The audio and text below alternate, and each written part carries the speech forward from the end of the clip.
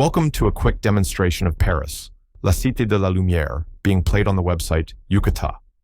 This beautiful two-player board game, designed by José Antonio Abascal Acebo, illustrated by Oriol Hernandez, and published by Devir, is all about creating and illuminating the beautiful nocturnal Parisian streets in the late 19th century.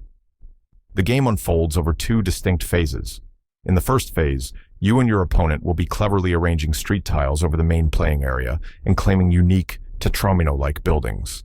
As you'll see here, at the end of Phase 1, the board will be completely filled. Then, in Phase 2, you'll place the buildings you gathered during Phase 1 onto the completed city grid. You'll also strategically use special powers from the 8 unique postcards, which are shown to the left of the playing area. Once all buildings are placed and powers are used, you'll compute scores. Points are primarily awarded for placing larger buildings, positioning them next to more streetlights, and creating a large, connected district of your own buildings. The player with the most points at the end of the game wins. Now, let's jump into a few turns. To place a tile, you'll first choose its location on the board. Click the green check mark where you want it to go, then use the arrows to rotate it into your desired orientation. Once you're happy with its spot and rotation, confirm with the green check mark and then finish your turn. It's my next turn. Checking my next tile shown here in the top left, I'm already thinking about Phase 2 building placement. Remember, when you place buildings, you can cover squares of your color, orange, or the shared purple spaces, but not your opponent's blue squares or any streetlights. Looking at the unclaimed buildings at the bottom, I can see an opportunity to create a perfect space for this one right here.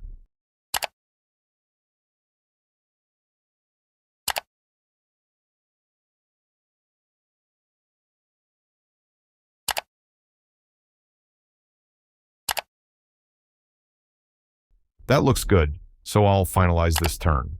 Now that I've created a space for it, I'll reserve the building on my next turn. Just click the building to reserve, then finish turn.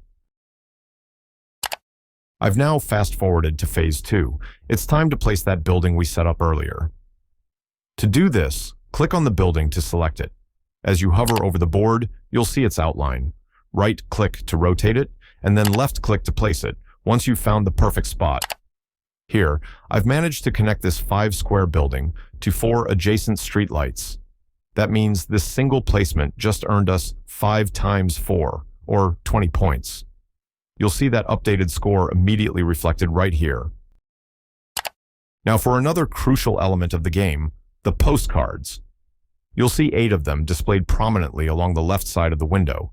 Each postcard grants a powerful, unique bonus. While there are over 20 different postcards to choose from when setting up a game, these 8 are the recommended set for your first play. For this turn, I'll demonstrate the Jardin des Plantes postcard. This one is fantastic because it allows me to place an additional small building. Simply click the card to activate it, and then I can hover and place that small building on the board as usual.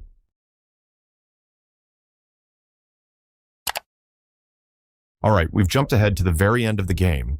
Once all buildings that can be placed are on the board and all postcards have been used, the game immediately concludes. Your final score is clearly displayed right here. The first line shows your total points from individual buildings. Each building scores its size multiplied by the number of adjacent streetlights. Next, you'll earn 1 point for every square covered by your largest connected building group. The third line accounts for any bonuses earned from postcards. Finally, you'll lose 3 points for each building you weren't able to place during the game. And that's a quick look at Paris La Cité de la Lumière. We hope this accelerated gameplay demonstration on Yucata gave you a clear idea of how this beautiful two-player game unfolds. If you enjoy clever tile laying, I highly recommend giving Paris La Cité de la Lumière a try. You can play it right now on Yucata. Thanks for watching.